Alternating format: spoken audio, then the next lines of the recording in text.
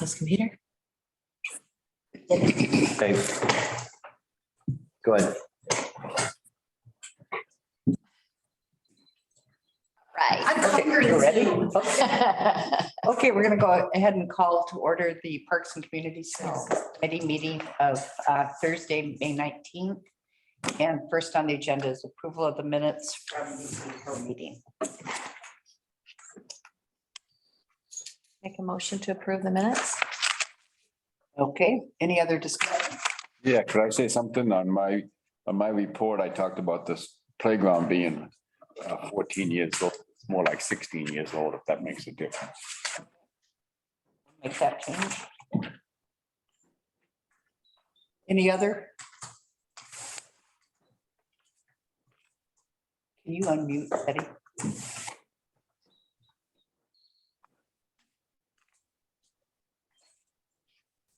How do you unmute her? Well, I- Should be able to unmute on her. She should be able to unmute herself too, because this is not going down.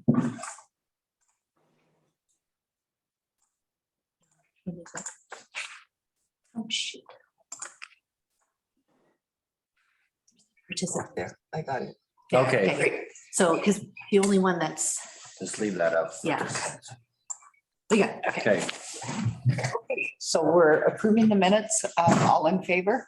Aye. Aye. I, Okay, thank you. Next, we have public comment, and we have one person in the audience with public comment. That's Jan. So Jan, whenever you're ready.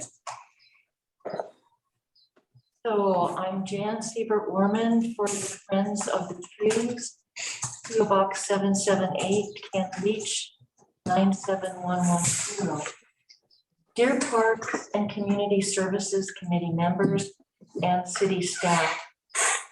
First, we're grateful to all who helped our Cannon Beach trees receive more funding in the coming budget year.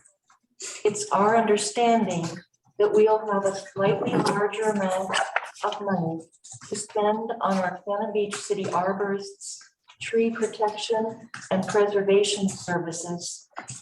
We'll also be able to purchase more trees for planting and increasing our tree canopy. We wish the funding could have been even more than it was, but we encourage everyone to continue advocating for more funding for our trees, to protect them and care for them properly, as well as planting trees whenever and wherever possible. Next, on a slightly different but related note, we offer our volunteer services to the Parks Committee to help in whatever way we can with the Cannon Beach Heritage Tree Program. We're excited to have the expertise of our Cannon Beach City arborist to guide us all in this worthy endeavor. Thank you. Thank you, Jen. Announcement from the Coastal Watershed. I'll take care of that. Yeah. Okay, thank you. So first on our agenda, we have is there any other public comment? Scott but he didn't sign up. He didn't. sign Okay, up. great. Okay, good. Okay, so first on our agenda, we have a special guest today, our city arborist, Jeff Gerhardt. And he is here today to talk specifically about the Heritage Tree Program, to answer our questions that we've had through the development. And also we'll touch lightly on how you go about assessing right-of-way trees. Okay, so I need a pencil and paper, but I can't find them. he's just not. So do you want to start off and then we'll ask some questions? Sure, I'll introduce myself and do we want to, there was kind of two parts to that, it sounded like. Anyway, I'm Jeff, Michael, don't you have some paper upstairs? Jeff Gerhardt. And I've been a consulting arborist here in Cannon Beach for about 4 years now. And in a life of trees for about 22 years. hold on. Hey, Betty, can you mute yourself? Yes. Oops. Sorry. See what I mean about how fun it is to run a meeting? Okay, go ahead, Jeff. Anyway, little icebreaker there. So, anyway, right to it. Heritage Tree Program. I think it's a great thing where we can identify trees that have special value to the community, and whether it's historical value or just specific trees that for their species and type and stature, longevity, we can protect and nominate as that special value. Probably some of the key ones that I'd want to hone in are going to be the native trees that we have to this area. So the western red cedars and the Sitka spruce and even the shore pine and the hemlock, even the alders. I think it's probably a good idea to start with just a few trees. I was talking to Trevor and identify trees that are in the public right of way. That's probably going to be the easiest trees to identify and give this kind of special classification. Okay, so does anybody have questions about the Heritage Tree Program specifically for Jeff? So how would we determine what criteria would we be going by to signify a heritage tree?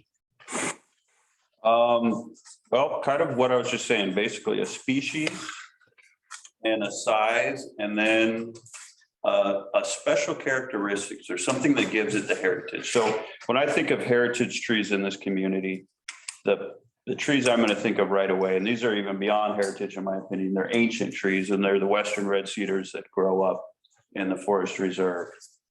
Those trees are probably easily 600 years old. And, obviously we're not going to have any trees like that here in city limits, but that would be kind of for this area, that species and that size and that age, to me has most significant heritage. Yeah, I was kind of reviewing the Portland's Heritage Tree Program and just how that works. And there's a nomination process, and it usually takes about a year, and they pick one or two trees. And that we don't have to wait that long to designate, but they have a whole ceremony. It sounds like, they have a little plaque and such. And they also, it sounded like there's an area at Oregon State University that's basically designated heritage trees. There's several in that area. So then I just wondered if we could classify areas as heritage tree parks, or I'm thinking that the reserve, all those trees up there are going to be protected, so the ones in town are the ones I'm thinking might be priority at this point. Yeah, that brings up a good point I think about too is, you can sometimes love and trample something to death. So once you kind of go and identify it and name it and have a parade around it, you can do more harm than good. So like where the ancient cedars are in the reserve, I think it's almost better to be tight-lipped, and they're not part of this program, but the trees we do identify, we kind of want to just keep as natural as possible. And it might be fun at some point to have a little like map that lists where all the trees can be found, and people want to go and see what they are as a learning tool for, well, this is this species at this age, and you can learn this about it. So yeah, it's kind of a fine line of promoting it and protecting it, but more to identify it and then retain it, preserve it, and avoid damage to it. So is there going to be a committee, a designated heritage tree committee? So that is us, so that applications from the community would come before us. Right. And I'm hoping you would be involved in that as well. You'd be heavily involved in this Right. process. Yeah. And I want to speak briefly about the nomination forms. I spent some time yesterday just looking at other cities, and one city that I found that I really like their nomination form, it's the city of Wilsonville.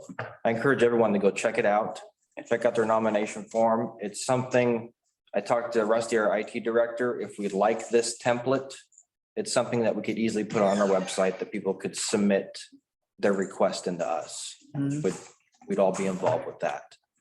But I found it that it's pretty simple. Somebody can just spend 5 minutes and nominate a tree, and the city's right away. Jeff and I are also, we were talking before the meeting got started, of down in Tolovana, all the roads that run east and west. A lot of those roads, they're plotted all the way to Highway 101 east of Hemlock. Those roads are probably never gonna get developed. And those might be some good areas. We might find some nuggets in there. We really haven't spent much time in there looking around at what's existing there. Mhm. That's something Jeff and I are gonna work on. And take a look. And Jan, you mentioned about how you can help, take a look at that area. Kind of like how I asked you about the tree planting for the grade school kids. Always keep your eyes open for that. I'm always looking for those little nuggets that we can add some more trees. Mhm. Okay, And in our initial discussions, and Anita's a relatively new member of the committee, so she hasn't been involved in a lot of the early work that we did. But we're gonna start small and go with 2 trees, in our initial year. But I think one of the questions that we had is when somebody nominates a tree, that's when you become involved. And how do you go about assessing whether or not it would meet we'd have our criteria, but then you would need to assess whether or not you felt as a professional, whether it was worthy of the heritage tree designation. Yeah, well, when I think of the penultimate heritage tree, I go back to that cedar. So I'm probably going to be real species dependent. Okay. If it's a non-native tree or an invasive tree, I think we would probably eliminate those ahead of time, right, yeah, that we would not take a non-native tree or an invasive. Well, but Portland's Heritage Tree Program, they do designate specimen trees in the Heritage Tree Program. I remember Kirk mentioned that magnolia that's up at Madison Park as a possibility. This committee did discuss sticking to nothing but natives. For the Yeah. first year, for Sure, the initial year. sure. Obviously, we're gonna, Yeah, because I'd like to see that tree protected. I mean, it's, That magnolia. yeah, baby steps. That's how I look at this. yeah, right, exactly, but All these programs. And where not to No. limit, just, Mhm. once we nail down this program for our city right of way trees, this is something I want to take to Jeff. Because the next part of this is private property trees, which I don't deal with, but Jeff does and Robert does. If we nail this down with a good nomination form, they can take it and tweak it to whatever they have to do for private property needs. right. You know what I'm saying? Yeah. Kind of how I'm looking at this. yeah, and I read, there's a decommission process that the Heritage Tree Program also has. And so they put a value on trees, and that's where I kind of wanted to touch on that and how that happens, how you go about putting a value on a tree, especially a heritage tree.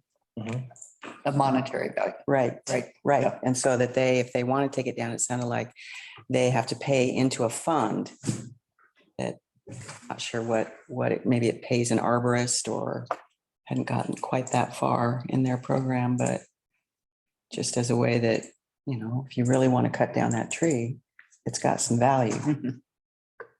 And something else I got to take a look at with right of way trees is what's underneath the ground. It's not just what's above. It's what's underneath the ground. Utilities, are there going to be upgrades in these areas?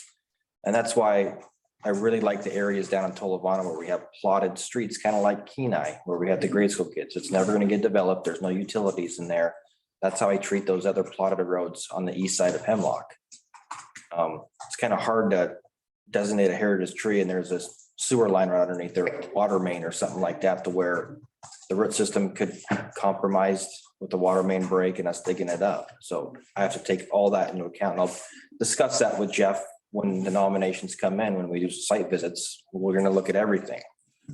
I think there'd be some opportunities for stewardship in there too. If we do go and find a tree and then it's got English ivy growing up it, or another tree falling into it, or there's something we can do Mhm, to help it along. mhm. Yeah, if the nomination comes in and Jeff and I go look at it, and he's like, well, if we do some trimming up here and then step back and see what the trimming does to the effect of the tree, and maybe that could be a heritage tree at some point.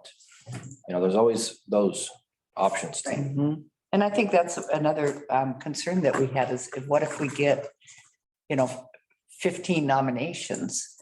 We have to think about the budgeted amount for, are you gonna go analyze all 15 or does the city take an initial look at the 15? I would probably take an initial look at them and then get Jeff's opinion on what I think should be considered. Okay. Because I can do a lot of that myself without involving Jeff. Okay.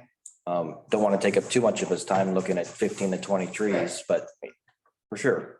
I think this could be a kind of a pageant competition in a way of that you're the heritage spruce and you're the heritage cedar, that kind of says that you show what the species can do and you're in a safe place and, versus we've got 15 Sitka spruce that are identical. Not that we couldn't at some point, but for Right. getting started. Right. So Les and Betty, do either of you have questions for Jeff? I'm just glad that how this conversation is going. It sounds like things are going a positive way. We did have concerns about property owners and if they sold the property, those kind of issues, how that would. So I am still concerned about that, us dealing with that issue. And that would be the next phase of this. I'm Right. just strictly looking at right-of-way trees at this point. Yeah. I Really see. getting that I see. nailed down. Yeah. Then I'll have the conversations with the planning department about how they're gonna go about those, private property trees and Okay, all right. Les, do you have any questions? Well, I have a couple of questions. I'm just not sure how to phrase everything. We put together quite a bunch of criteria and documents already. I wonder if there's any value in revisiting those at some point. Sounds like we're starting over from scratch. No, But one of the things that we were thinking is once a tree became a heritage tree, that there was some kind of oversight from the city arborist, something on a kind of an ongoing basis, maybe not continuous, but we would have some responsibility for managing the tree. I agree. And that's why, if it's gonna be a heritage tree, it's gonna be a special tree. And it's gonna be looked after, on my end for the duration of my career and whoever's after me. yeah, I don't think that's really an issue. I know in Cannon Beach, we'll have lots of people that will be Yeah. looking at it. And Les, your comment about starting over, I think we're going to use the documents that we've already worked on. We'll look at Wilson bills and if there's anything that we're missing from the ones that we've already worked on, we'll discuss that at the next meeting. And I'd like our next meeting, let's talk about this. It gives you guys time to bring Right. forward nomination forms and let's take a look at it. Yeah, and we'll pull up the documents that we've already produced. We can nail it down next meeting. Let's move forward with this. So Les, you said you had 2 questions. You have another one? No, that was them. Okay. Whether we were going to start all Okay, over, gotcha. whether, taking care of the trees in the long term. Okay. So everybody okay with heritage, the questions? Yeah, if there's any applications or something that you've already got, I would take a Yeah, copy or, It'll be in the pack. Okay. For the next okay, meeting. thank you. Okay. Okay, so I think we've talked enough about heritage trees and just a little bit, maybe a little discussion about how you look at right-of-way trees and whether or not there needs to be some remedy for what the tree is, Kind of the process. the that process. Trevor and I go through. Right. Yeah, so Trevor will usually have one or more areas to go look at in the right of way.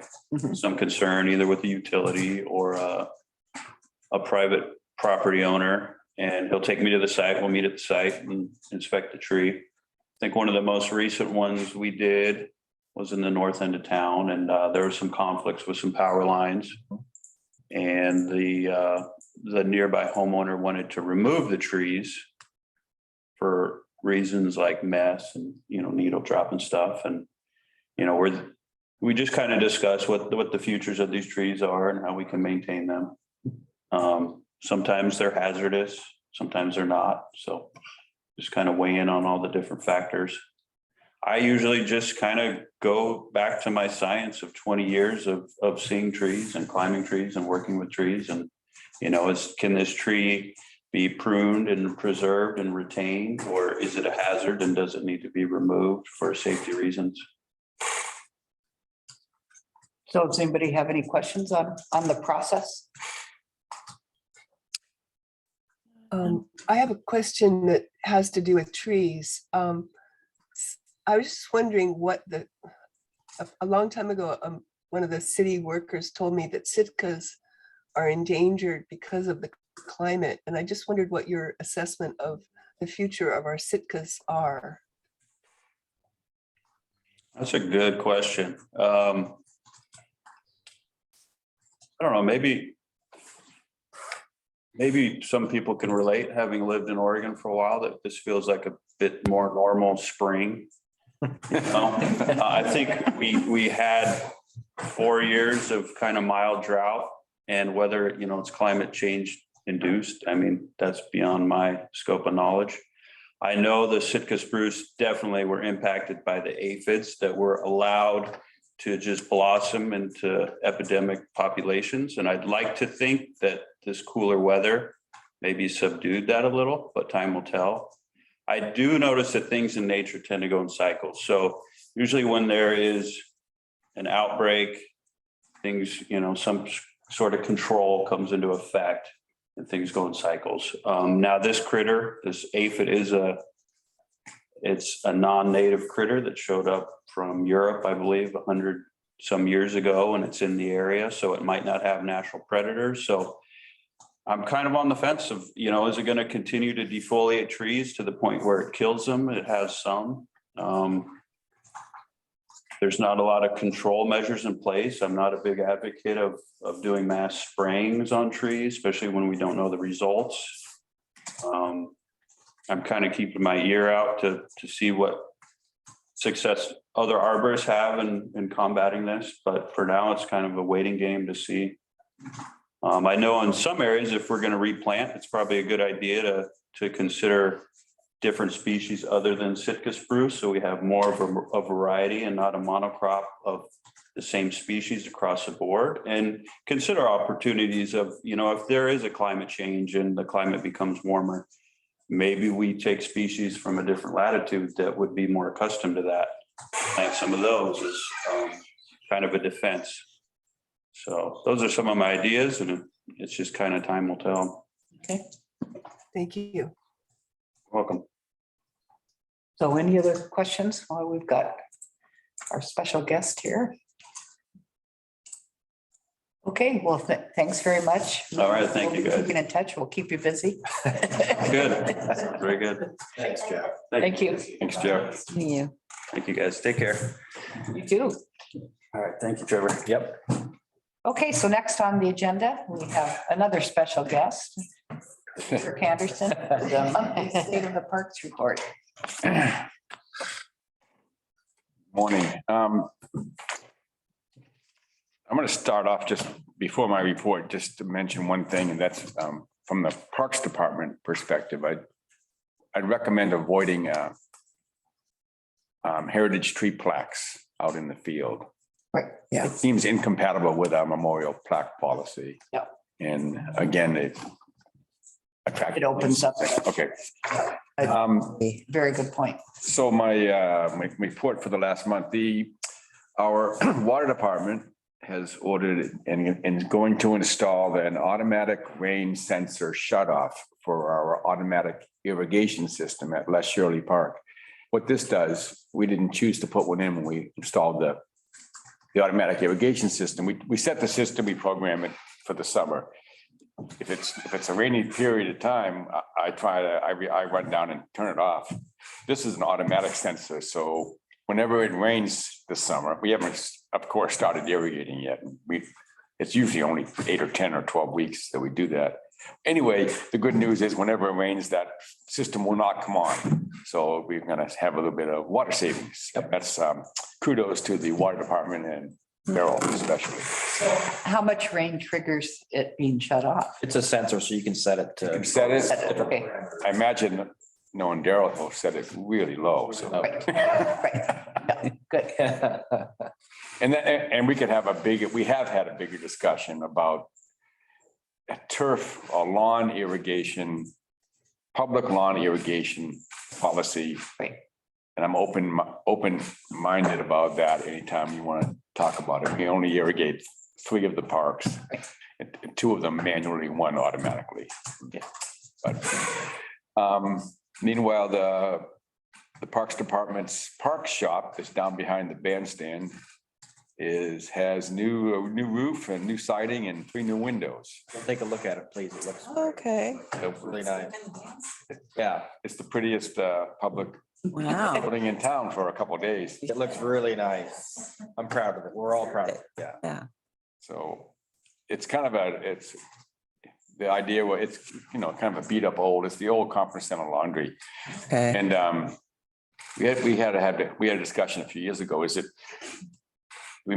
it worth maintaining our asset or do we abandon it? And the decision was it's worth maintaining an asset. It's a nice tight little building. It was added on to in the early 90s, I think.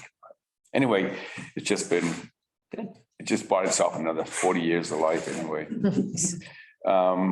I reported last time that we were going to, but we have, you guys, some of you were there, we planted those trees at Kenai with the academy, I think just the afternoon after the last meeting. Yep. And then volunteers, including much of this community, planted some more trees up at the Echo cache site and cleared the blackberries out there. You know that I mentioned that we were going to put up a second Purple Martin house. Well, that is up and it's occupied. So Oh, both the houses are there and they're both being used. The soccer goals have been deployed for the season and we replaced the old rotten nets with brand new nets. So they're good to go. And I just met with the director of the men's soccer league this morning. So they'll be starting up their league in the middle of June. We've replaced the broken stuff at the playground. This month's broken stuff, which was a swing and a tough timber border and the ADA access wedge has been replaced. So we're maintaining the playgrounds. The new pickleball striping is scheduled for tomorrow. oh boy. And we're going to subsequently deploy the pickleball nets. Might be a little while because I'm going to be gone for a couple of weeks, but it's not that somebody else couldn't adopt that project. Ongoing landscape maintenance, citywide, of course, and we're going to pick up the flower baskets from Cannon Beach Landscape. We buy through them, and we're going to pick those up today. Oh, good. And I think as we speak, Paul and Joe are hooking up the tank and the pump on a water truck for the season. Grab the big red truck and have a water truck available, I guess, this afternoon. So Good. Yay. I guess it's getting towards summer. Doesn't feel like it, but it's getting. Okay, are there any questions? I got one thing. Well Park, that's, Oh, yeah. my concrete guy is on vacation. When he gets back, it's #1 priority for him to get that wrapped up. I got to get that done before this year's budget ends. Okay. Sidewalks, steps, get it all done, okay? So Great. Who is the contractor? Daryl Gosser, Okay. Yeah. All right. Great. Thank you, Trevor. Betty, Les, any questions of?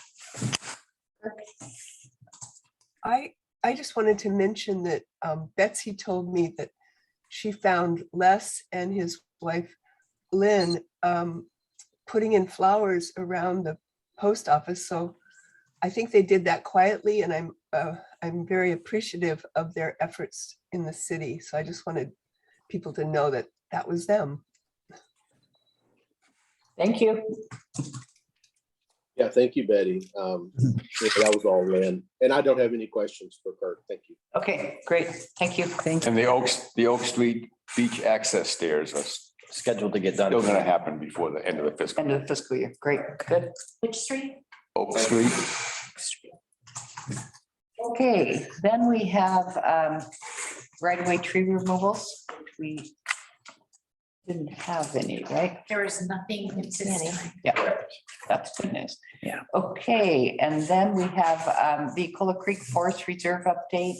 I'd like to thank city staff for their help in arranging our exciting field trip. Venture. Yeah, our adventure into the wilds of forest land, and also thanks to the people that helped with our Earth Day work up in the reserve. That was a good project and got done. And so I guess first thing that I think we probably need to determine is whether or not we think we need to go, once the roads are cleared, that we need to reschedule our field trip. Well, it sounded like we had a discussion and felt like we could. I think Trevor was willing to take us back up there. I can do I mean, it was getting, Yeah, that's what I was getting, that's my question of the committee, is whether or not we, Because some people haven't been up. So I think it would be beneficial for those who haven't. and then would we invite the public? Eric wanted to go. Is that something that is possible or? I don't you were- think- You were saying you would take. Yeah, I think we stick with the committee members. That's because that are going through the forest lands. Right. I mean, if any citizen wanted to an in-depth look at the reserve portion of it, that would be up to the city. But Well, he's just part of the fire department, so I thought he might be a good, since we were talking about making the road so that there's Mhm. access. how about a next meeting? Because I'll get in contact with Greenwood to find out when it's going to be cleared up. Right. Let's discuss it on our next meeting for a possible date, because Okay, but first, make sure we're all, I mean, rather than go to the work, does everybody feel like we still need to go on that tour? Betty? I would like to see it. Okay, Les? I would like to see it. I don't feel it's a. Okay. So we'll discuss at the next meeting, yeah, I'll find out when the road's going to be cleared up. right? Have that information for the next meeting, and then And then we need to talk to Barry, because Barry's got to go with us too. Right. yeah. Okay, perfect. So anything else on the reserve? Anybody wants to bring up? Okay, No, Well, so, sorry, this Betty, Barb, this is Les. So in our packet, there's the letter from Web. Were we right. gonna discuss that at all, or was that just for information? I think that's for information, and now based on the fact that we are going to go back up to the reserve, that we want to probably have that discussion when we're there on the demo. Sure, okay. Be my take on it. Okay. We've got some head shaking going on here in City Hall, so I think we're okay. Okay, so then next we have the community grants. And we are scheduled for next Thursday from 9 to 12 to have our mandatory interviews with the applicants. But what we need to do today is discuss the status of some of the applications that are deemed to be incomplete or we have questions on them. So Les sent something to all of us that's in our packet about 4 different applicants that he thinks there's some issues with. Is there anybody else that came up with any additional issues? In terms of, I have some questions. so are the questions about incompleteness or just questions about the grant itself? Mine are questions about the grant itself. Okay. So I think the first thing we're going to do is talk about the concerns Les had, and then we'll go through the different questions, okay? So first on Les's list was the Cannon Beach History Museum. In looking at their application this year and their last year's $1,000 that they talked about in the application is their request from last year. And so I believe that their ask for this year is just the 1,200. It was a little confusing, but the $1,000 was the request that they had last year. And I went back to last year's application and that's what they were talking about. So do you have any other questions on that one, Les? No, I actually, I did not catch that. Thank you for doing it. Okay, and then on classic community action, Les said they couldn't find the 501c3 statement or the budget detail for the requested 15,000. And I also didn't see those two items. I'm heartbroken that they didn't follow through because our procedures say that we don't accept any incomplete applications. And so we as a committee need to decide whether or not we're going to hold steady with that or we're going to make an exception. And the only thing I can think about why they didn't is we did change the format this year. And though I think the instructions were very clear that they, and they had the checklist. So I need to hear from other people how they feel about it. Well, it could have been an oversight, so maybe at the presentation next week, if they provided that or before that. I mean, I guess since their history, they've gotten grants for a number of years to just tell them because of a perhaps oversight that they're disqualified seems a little harsh. Barbara, Les, I did not intend for this to be a list of people to not include. I thought, But there are issues that we need to talk about. right, I know, but let me just finish. Last year, which was my first year, I believed that when we found missing stuff, that we simply turned around and contacted them and gave them an opportunity to fill out. That's kind of what I had started to try to do as I was finding these. I sent Jen a couple of notes saying, hey, there's a piece missing. Would you contact them and see if they can't complete it? Thinking that, thinking that was the right way to do it.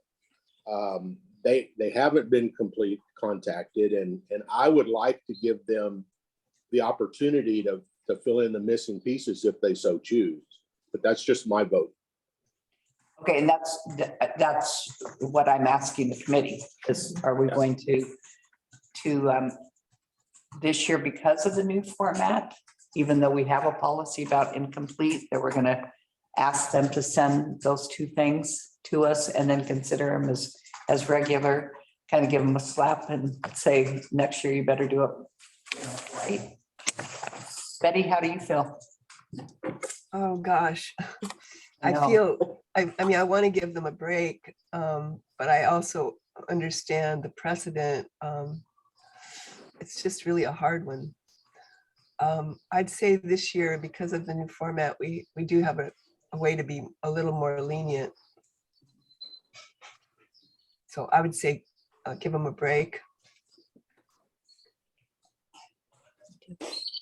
And Stacy agrees with that too. Okay, so would we feel more comfortable if we did this in a motion format? So that the vote is clear that we're giving them an exception for this year. I think it's in line.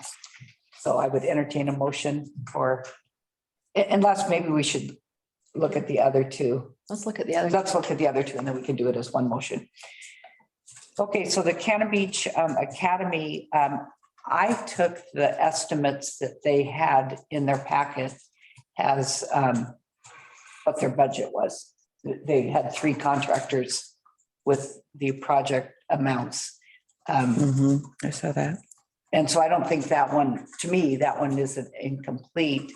It just probably is something, the discussion with the academy that we can talk about, make sure don't just include invoices, that you have an actual budget. Mhm. So Les and Betty, you guys okay with that also? Yeah, I'm okay with that. I do have other questions for them though. Okay. But nothing about the incompleteness of it. And Yes. then I think the harbor issue is probably also due to the new requirements. They probably just didn't read it as close as they should have. And that issue was a big change in the application process. So does anybody else have anything to say about those issues?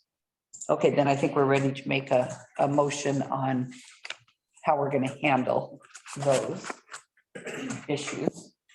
And then we'll go through the questions that other people have. So how should the motion be stated? Because I'll make the motion, but I make a motion to allow these applicants to complete their application this year. This year. I think that's A second, adequate. second that. Any discussion? Okay, all in favor? Aye. Aye. Aye. Les, did you say? I did. Okay, great.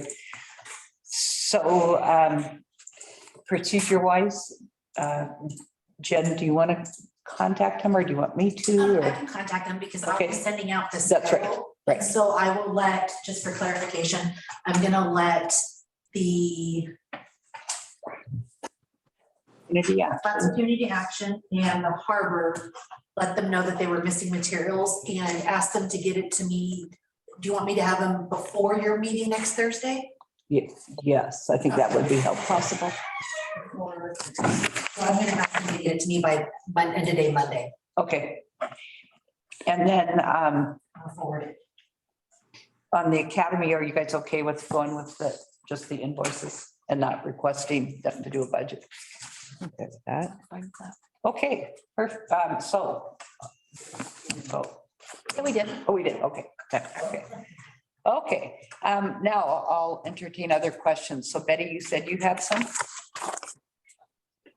I'm concerned about what I was reading on the Art Association. Their, the part where they're talking about the book, A Place for Dogs.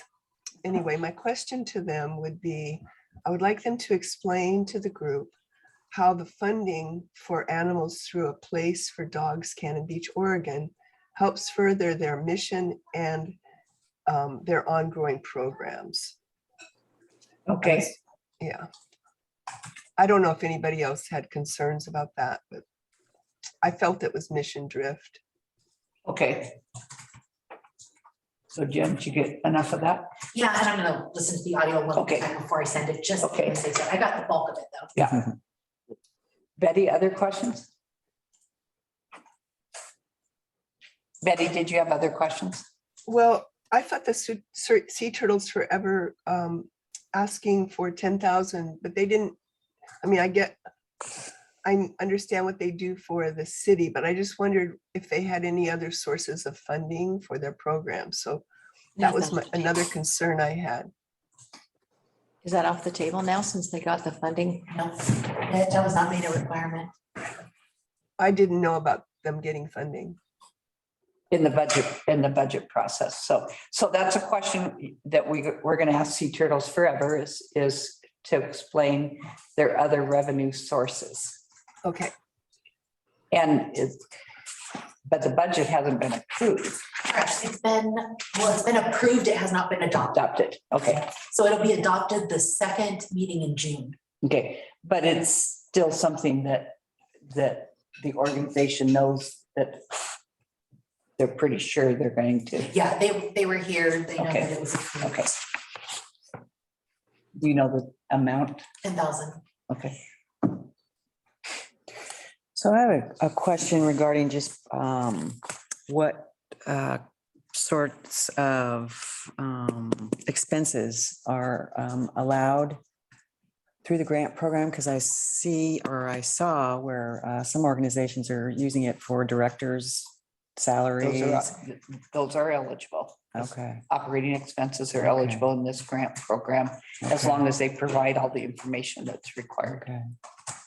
A Well, lot of because grants don't. there were a couple of organizations that, to me, they were asking for quite a lot additional money than they had previously. And a good portion of that was going to be going to directors' salaries. And I kind of raised my eyebrow about that a little bit, just in breaking it down, particularly the arts camp, where to me, that director is getting over $2,000 a day, which I thought was a bit excessive. The interview process is a place to ask those questions. Okay, well, that's what So- I'm just trying to understand, you Right. know, if that's allowed and part of We do. what we. We do let them apply for operating expenses, but if you feel that you need some more information from a particular organization, the interview process is when we Okay. want to do that. Okay. So is it the Arts Association? Are there other? No, that one was the one that kind of stood out, and I would agree with Betty that the dog book, you know, I think DART is its own organization who they're donating their proceeds to, and that organization could potentially come before this committee and ask for grant money rather than having the book sale through the Cannon Beach Gallery. Okay, so that would be a question So- that we want to ask Yeah, the Arts Association. I mean, I think it's a great program, but I don't know that the Art Association needs to be the one that we're giving money to give to them. So can you phrase that in a question because now Jen's going to send these to the organizations. Well, I don't know that, I mean, I guess that would be something that I would ask when they come to a presentation, or is that something we need to determine? Well, we don't want to always, we want to make sure that the applicants are prepared for our Okay, questions, so we're not just okay. on, I mean, in fairness to Right, everyone. okay, I understand. So, yeah, I guess that just questioning their asking for funds for their books, that the proceeds go to DART, that's the acronym for the organization. So just why are you asking for funds for a book? Well. You know what, I'll email you. Okay, Let me kind of word it a little bit, Sure. and then I'll shoot you a quick email Okay. to make sure, because I think I Yeah. know what you're saying, but trying to write it right now. yeah, I mean, I'm not trying to attack, I'm just, you know, No. wondering if they really, And then do we want to ask questions about the amounts going to a director as well, or was that just more inquiry for you? well, that was just more inquiry for me, if that's, you know, allowed and something that, you know. So based on my answer to you, do you still need to ask that as the organization? I might, I mean, just, you know, looking at what the directors and the supporters are getting versus what the supplies for the camp, Okay, the 5-day camp, I just felt like. Yeah, I thought it was run by volunteers as well, and okay. they've got I could pick it up, but it seemed like, yeah, they've got a director, and then they've got an assistant, and they've got, you know, and that's where I would say 90% of what they're asking for is going to that, which I thought was much. Okay, so you do want to ask that specifically of the artist? Yeah, let me, Okay.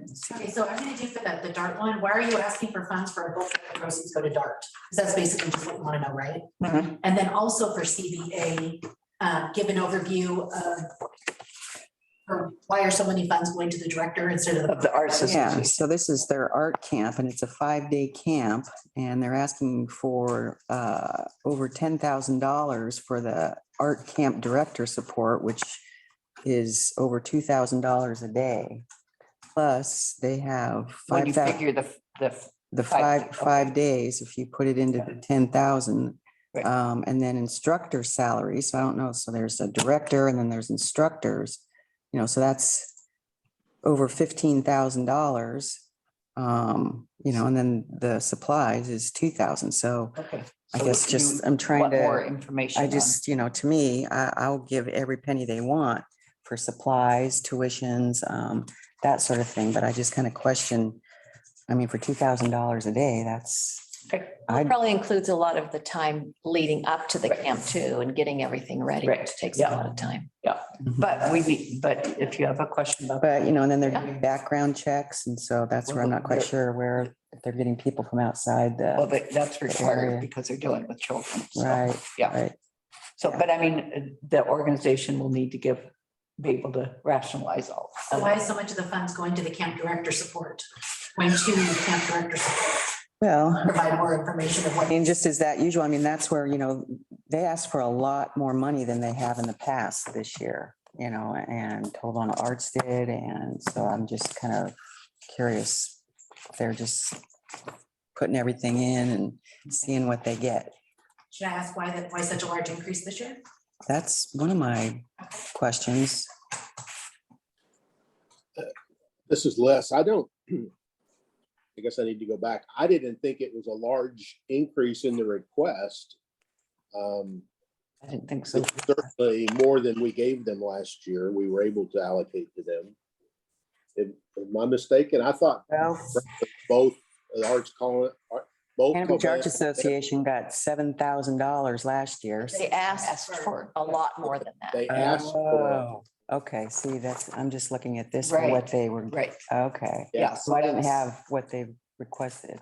Right, yeah, they Okay. received a lot less. I So see. I'll pull up real Okay. quick. Let me pull up the history so then I can tell you what they've actually applied for. Okay, Grant history. So Cannon Beach Arts Association last year applied for Wine Communities.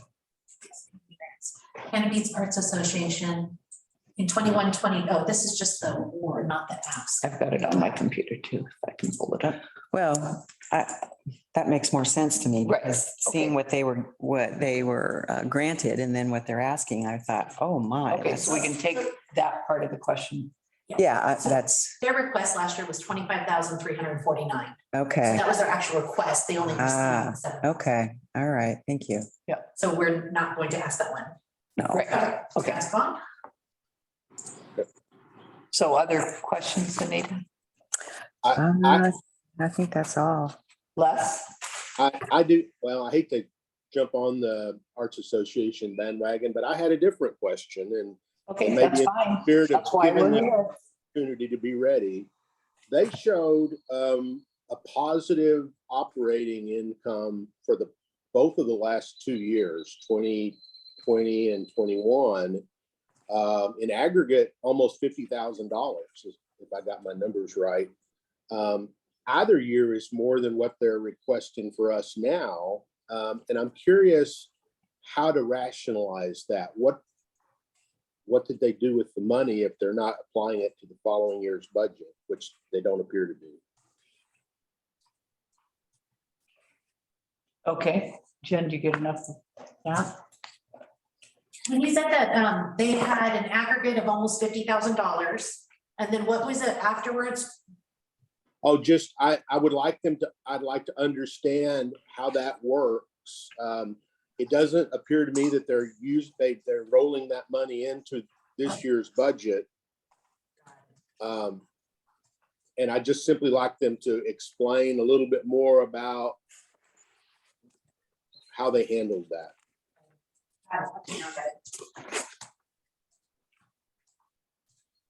so Les, do you have any other questions? No, I think that's it. Okay, Stacy, any questions? Betty, any more questions? No, I'm good. Thank you. Okay. And I'm good too, so we're ready for next Thursday, 9 to 12.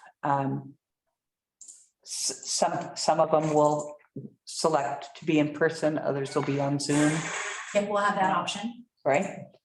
So is there any other questions on next Thursday's marathon? So what's the procedure? So do they go in the alphabetical order here and then we just listen to them and then ask a question? Or do we say Right. thank you but there's no discussion of what grant No, money is this- being? Right, the purpose of the interview is to answer specific questions, which we Okay. talked about today.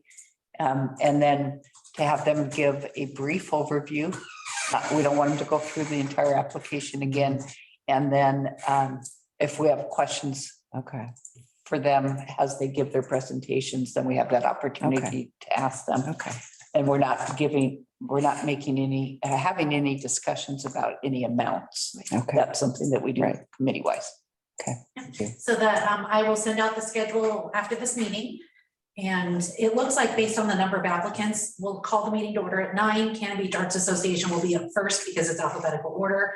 My last one, good old Josh at the Wildlife Center. He's so great that we do it alphabetical. He never minds being last. Right, because he's coming from. 11:40, so we should be wrapped up by noon. Perfect. Okay, thank you, Jen. And then I'll send this schedule out to the committee as well, so that way you can kind of see what's gonna be happening. Okay. And then I will send CBAA their questions Okay. And sea turtles. and sea turtles, Turtles. yes. Are those only two? I didn't highlight them, here it is, sea turtles. Okay. Okay. Any other things on community grants? No, okay. Okay, and then the last item on the agenda is we're going to do a quick 12 days of birthday recap. And first off, I would like to say thank you to everyone, city staff and our committee for getting together at 12 days. It was not as robust as we've had in the past, but I think it was a good reintroduction to our celebrations. And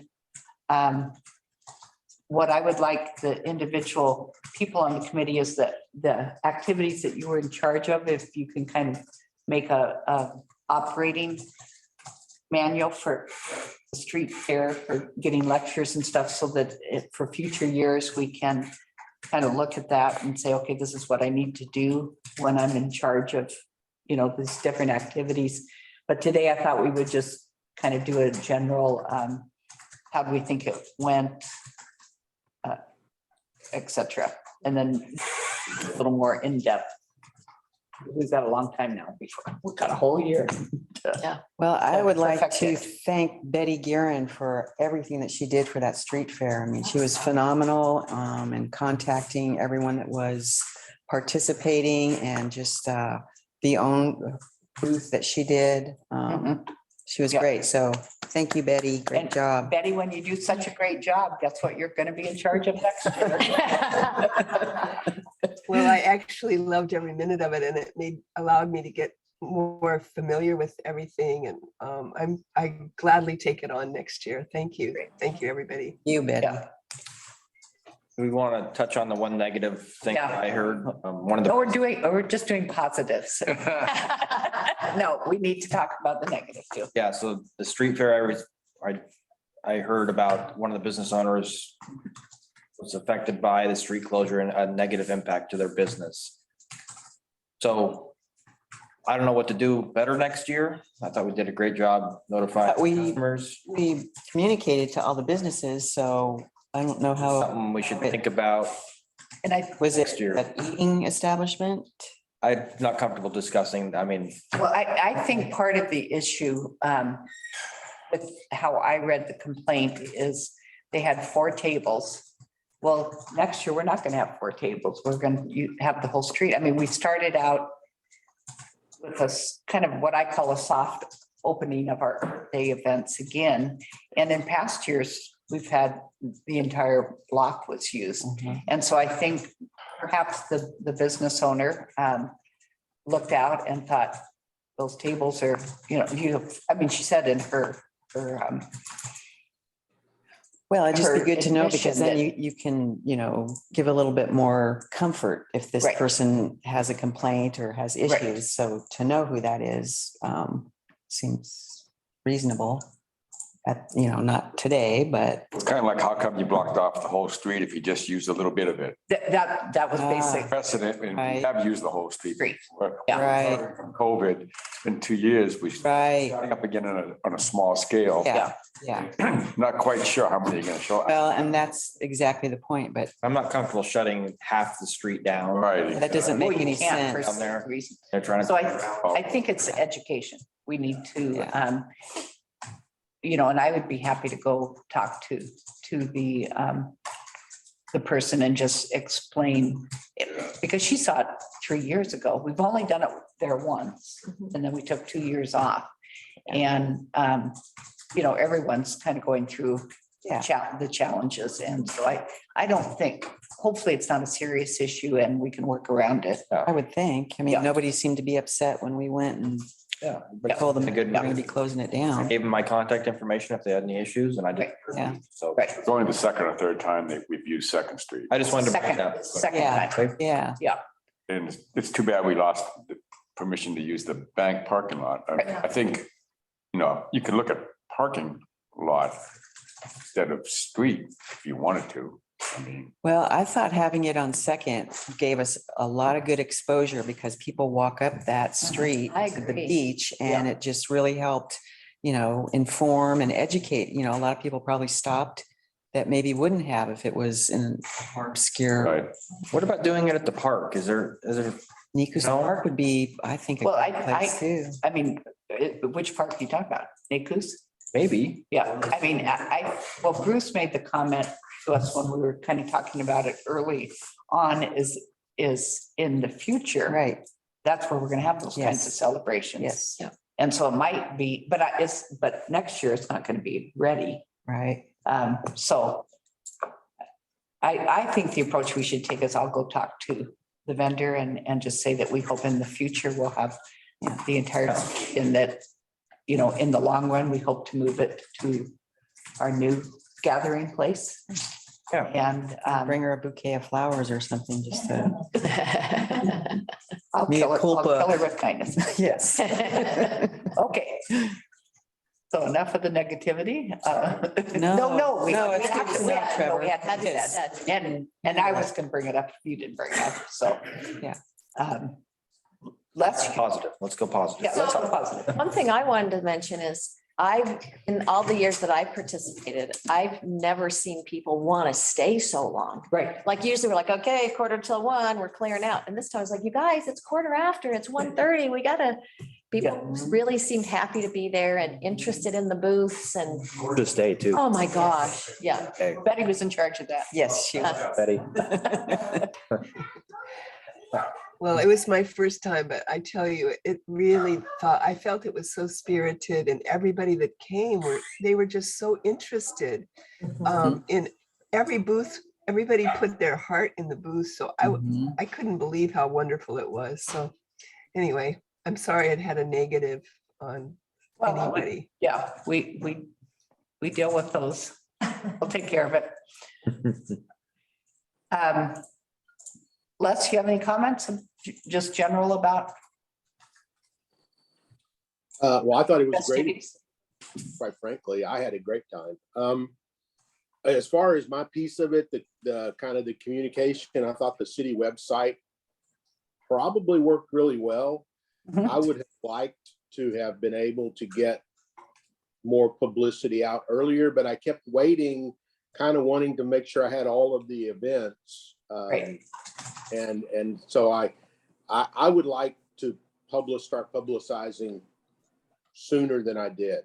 And that was my big learning, I think. Agreed, but thank you for everything you did for the publicity. So anything else? So again, if you could work, don't go spend a lot of time, but just kind of a general guideline as to how you organized your event so that in the future, we're not starting from scratch. And then we think we have the idea. Okay. So next we have good of the order, and I have a couple of events I would like to advertise. The Watershed Council had a meeting on Monday, and we scheduled a broom buster day for Les Shirley Park and the NACU site for June 4th, which is a Saturday from 10 to 1. And basically what we do is go out and cut down the Scotch broom in those two locations. So we would love to have as many people there as possible, rain or shine. 10 to 1, you 10 said? to 1 on Saturday, June 4th. Where do we meet? Where do we meet? We'll meet at Les Shirley Park. Okay. And then go to Niku's. And then we start at Les Shirley and then we go over to Okay. Nakus. And if we get it all done before 1, you're dismissed. Okay, all right. And then we're also in July going to work on the cedar tree wiring removal. And we set a date, but I can't find it in my calendar real quick, so I'll tell you about it the next meeting. Okay. And that's in association with the Watershed Council. Yeah, that was July 9. Oh, July, thank you. Any other good of the orders? Do we need to, oh, sorry. Go Do ahead, we Betty. need to wire the trees that we planted in No. the ECFR recently? No, I don't think so. Remember, those are that's part of our pilot project. I mean, do we need to protect them from elk or anything? You I don't think so? I don't think so. Okay, Let's keep an eye on I'm it. just gonna monitor. If you think back to the Blackberry pilot that we worked on, kind of the next steps, and Trevor and I briefly discussed it. We're going to get some clean wood chips delivered to the site, and when those become available, the intent was to go in and basically cover any of the patches of bare earth that remained from our digging episodes, because that's a good deterrent for keeping them to come back. And I did think we were going to cage them, to be honest with you, although I don't think it was a committee decision by any means. Graham Clegg was the one that told me that baby cedars were elk's favorite snack. So I was thinking we would want to cage them, but that's what I thought. Okay. Anybody have any from the city? Cage them. If you want to cage them, cage them. Hey, Les, when are you back in town? I'll be back. I will be back Tuesday evening. So Wednesday. Okay, More- get a hold of me when you get back, and I think I'm just gonna get you some wood chips from our supply at the Tolavana cash site. I'll just get a Okay. dump truck load delivered, and I'd like you to be on site so you can point where you want it. So just give me a call when you get back in town. I'll do that. Thank you, Trevor. Yep. And then in terms of the cedar trees, should we wire them, do you think? If you want to. It's kind of been raining. Just that. Okay, Let's get the wood chips down, take a look. we'll do wood chips first and then we'll talk about the wiring. Okay, anything else for good of the order? Can I do a quick reminder? Mhm. So the community grant worksheets Oh, yeah, and I forgot about this during the grant portion, I'm sorry, that's okay. are due back to me by May 31st. And then your meeting is scheduled for June 8th. So for you guys to review them. So the packet will go out on June 1st and you will have the information in there. And that's at 9, right? It's at 9. Okay. On the 8th. And then after that meeting, you guys, this is final member worksheets are due the day after the meeting by noon. And on May 31st, the deadline for the numbers, is there a time? 5 PM end of day. Okay, so May 31st, our preliminary numbers are due by 5 PM. And then, And we meet on June 8th right, to discuss. And then we've got final member worksheets due by noon on the 9th. Oh, I see what's happening. So then we get your final numbers on the 9th by noon, so then we can put the packet out for your guys' meeting to discuss on the 16th. okay, I see the process. yep. And so we have added an additional meeting just to kind of circumvent any issues that we've had Yep. in the past. Okay, and make sure we get those deadlines met because it makes it so much easier for our city staff. And then this is just an update. It'll go to the July work session and the goal is for council to approve it in August. So Okay, same as in the past. and we might be able to even have a potluck this year. Yeah, it looks good. I saw that in the notes here. Yeah. Start discussions about potluck date and time. Yeah, great. Okay, so if there's no other comments, thank you, and the meeting is adjourned. Thank you. Thank you.